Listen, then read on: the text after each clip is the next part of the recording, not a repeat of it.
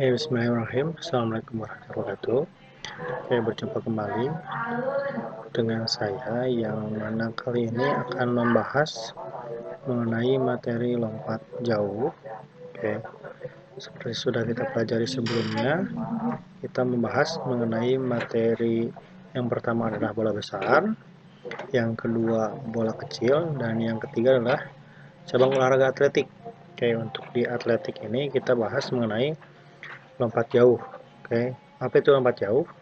Oke, lompat jauh adalah salah satu cabang olahraga atletik di dalam nomor lompat. Oke, seperti kita ketahui di atletik terdapat nomor lari, nomor lompat, dan nomor lempar. Oke, untuk atletik kali ini kita bahasnya nomor lompat. Yang mana di nomor lompat ini ada lompat jauh, lompat tinggi. Jadi ada dua. Oke. Tujuan daripada lompat jauh adalah yang mana untuk melompat sejauh mungkin ke arah depan dari papan tolakan. Oke, jadi untuk lompat jauh ini nanti disediakan papan tolakan yang mana jangan sampai melebihi papan tolak dan jangan menginjak sebelum papan tolakan. Jadi sudah disediakan papan tolaknya, harus menolaknya dari situ, tidak lebih dan tidak kurang. Oke, menolaknya dari situ, lalu melakukan lompatan, mengayunkan badan ke depan sejauh-jauhnya sehingga mendarat di tempat yang paling jauh, dan itu biasanya dalam perlombaan bisa diulang sampai 3 kali pengulangan, diambil nanti yang paling jauhnya berapa jaraknya gitu. Yang digunakan dalam olahraga lompat jauh ini yaitu adalah menggunakan kecepatan, menggunakan kekuatan, menggunakan kelincahan. Kecepatan, kenapa kecepatan? Karena diawali dengan lari. Oke, jadi seorang atlet ini melakukan lari sekencang-kencangnya atau dia mengatur ritme kecepatannya biasanya dilakukan yang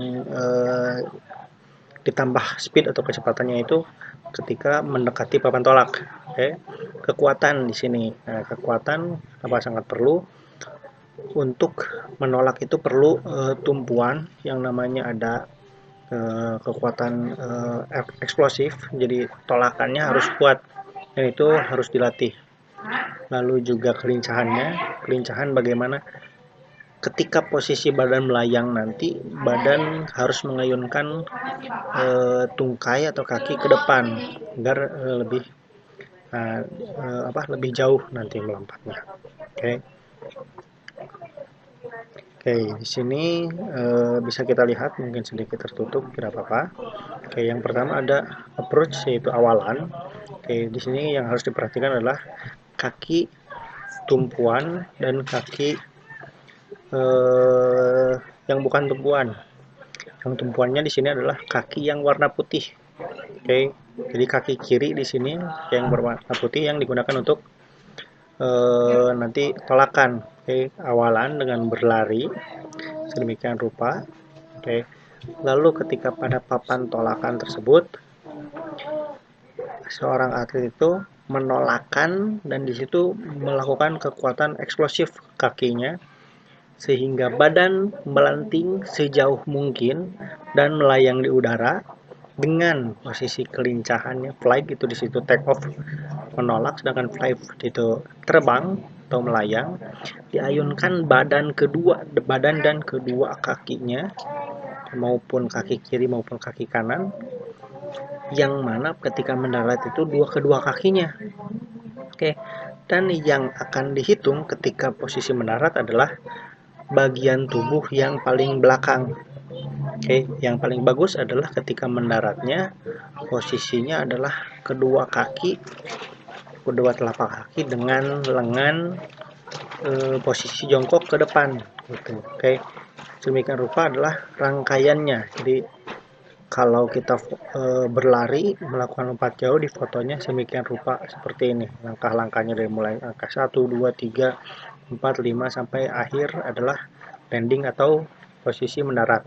Oke, di tugas kemarin saya menugaskan galajidar atau permainan tradisional Sunda yang mana permainan tersebut bisa kita aplikasikan sebagai latihan dari mana lompat jauh gitu. Jadi dari mana jarak yang dari 1 meter nambah 2 meter 3 meter nambah terus dari situ kita melatih kemampuan kita agar meningkatkan seluruh rangkaian tubuh kita sehingga menolaknya lebih jauh lagi itu secara tidak langsung melatih gerakan koordinasi tubuh kita untuk melompat lebih jauh ke depan seperti itu.